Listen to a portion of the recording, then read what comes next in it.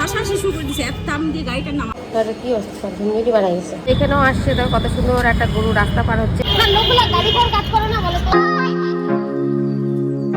Hello friends, good morning. এখন আমরা যাচ্ছি শিলিগুড়িতে। যেতে যেতে আধা পথে নেমে পড়েছি। আমাদের গাড়ি কিছু শোরুমে, গাড়ির তো অবস্থা দেখেছো, এর আগে বাইন্দে নিয়ে যাওয়া হয়েছে, সেই জন্যই আর আমরা যাচ্ছি। যেতে যেতে হঠাৎ করে সেখান থেকে ফোন করে বলে যে আমাদেরকে 2 নম্বর চাবিও লাগবে। দেখো তো কি জ্বালা, আধা পথে আসার পর যদি বলে, আর আমাদের এখান থেকে প্রায় 50 কিলোমিটার দূর। সে আমরা এখন আমার মাঝপথে দাঁড়িয়ে আছি, বরকে ফোন করলাম, বর আবার সেই চাবি নিয়ে আসছে। আমরা এখন বাগডোগরা ওভারব্রিজের নিচে বসে আছি, তো দেখি বর কখন আসে এই চায়ের দোকানে। তো দিদিভাই একটা চা খাইলো, আমি চা খাইলাম না। বাসে উঠলে আমার আবার প্রচন্ড মাথা ঘুরে, তাই এখানেও আসছে। দেখো কত সুন্দর একটা গরু রাস্তা পার হচ্ছে। বলছিলাম না আমাদের এখানে লোকালে গরু ঘুরে বেড়ায়, দেখছো কত সুন্দর গরুটা। একটা গরু পার হচ্ছে রাস্তা দিয়ে, কি সুন্দর। এই যে দেখো এখানে কত গরু এমনি ঘুরে বেড়ায়, দেখেছো কত সুন্দর গরুটা।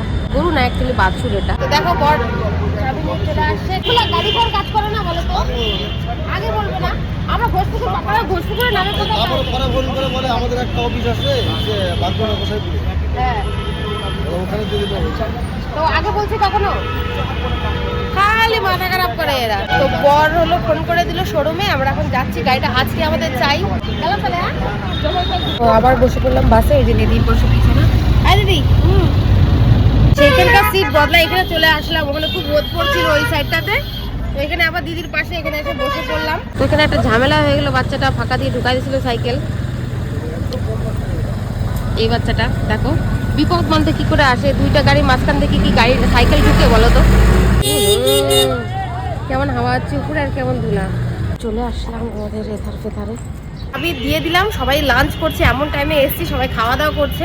তো এখন আমাদের আর একটা কাজ আছে, সেই কাজে যাব। দিদির একটা কাজ আছে, তারপরে এসে দেখি যদি গাড়িটা হয়ে যায় গাড়িটা নিয়েই যাব, আর বাসে কষ্ট করে বাড়ি যাব না। তো দিদির কাজটা শেষ হয়ে যাওয়ার পর কিন্তু আমরা আবার শোরুমে এসেছি। তো শোরুমে আমাদের দুজনকে কফি খেতে দিয়েছে। কফি খেতে দিলে কি হবে, আমাদের এদিকে গাড়ির কাজ কিন্তু একদমই আনকমপ্লিট রয়েছে। গাড়ি খুলে কি অবস্থা করেছে, কিন্তু গাড়িতে এখনো সেভাবে ঠিক মতন হাত দেয়নি।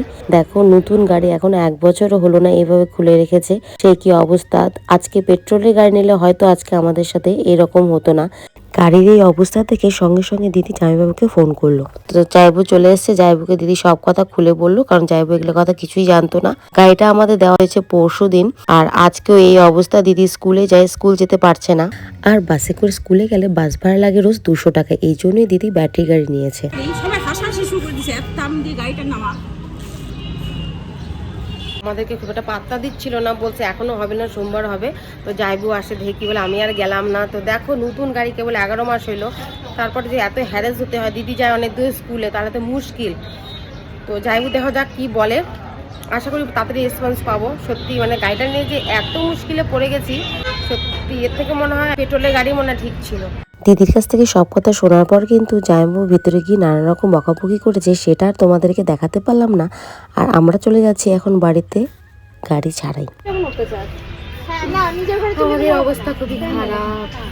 সারাদিন খাটতে ভালো লাগে যদি কাজটা হয়, আর যদি কাজটা না হয়, একটা কাজ হলো দিদির কাজটা, যাই হোক। এখানকার গাছটা কোনটা গাছ কোনটা শিকড় কিছু বোঝাই যাচ্ছে না, কত সুন্দরভাবে দাঁড়িয়ে আছে। তো আমরা এখন আছি শিলিগুড়ি জংশনে। এখান থেকে ইসলামপুরের গাড়ি ছাড়বে 6টার সময়।